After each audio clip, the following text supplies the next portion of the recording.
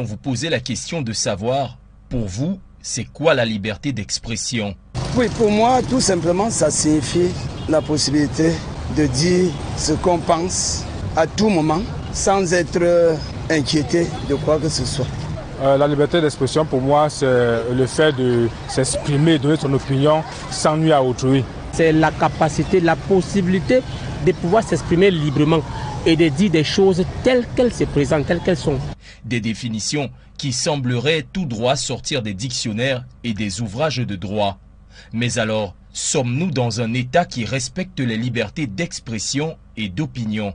Il y a souvent, on organise des marches. C'est un moyen d'expression pour moi. Mais lorsque c'est interdit, pour moi, je ne sais pas si nous pouvons dire qu'on peut s'exprimer librement chez nous au Cameroun. Pour ma part, vraiment, il n'y a pas de liberté d'expression au Cameroun, il n'y en a pas vraiment. La liberté d'expression, ça de bouche, mais en fait, en réalité, il n'y en a pas. Bon, je dirais c'est un peu mitigé. C'est un peu mitigé, pourquoi? Parce qu'on doit peut-être faire une marche, par exemple.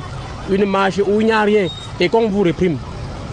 Où est dans la liberté? Des avis mitigés qui cadrent avec le climat délétère qui règne actuellement autour du landerneau médiatique camerounais, où les journalistes se voient quasi quotidiennement rabroués, voire intimidés. Une situation qui heurte les acteurs de la société civile. Pour l'un d'eux, Louis-Marie Cagdeux, il s'agit d'un acharnement complice des pouvoirs publics. Nous n'avons rien contre le ministre, mais on ne peut pas s'empêcher de constater qu'il a outrepassé ses compétences. Il donne des instructions à des institutions supposées être privées ou encore indépendantes.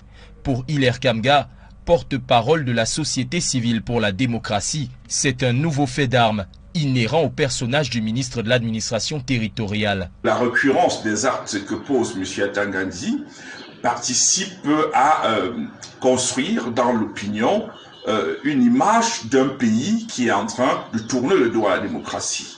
Il y a là une récurrence permanente des actes de limitation de la liberté ou même de confiscation de la liberté qui sont posés par ce monsieur depuis qu'il a été du MINAT. Quoi qu'il en soit, bon nombre de Camerounais constate une marche en arrière, voire une régression des libertés au Cameroun, notamment la liberté de la presse. M. Atangandji ne peut pas se permettre comme ça, du jour au lendemain, de croire qu'il peut se substituer à l'ensemble des institutions de la République pour comme ça donner les occasions aux citoyens qui ne demandent qu'à exprimer des libertés qui ont été chèrement acquises. Le peu d'ouverture de la sphère publique qui existait au Cameroun en 2010, c'était le seul indicateur positif de démocratie au Cameroun.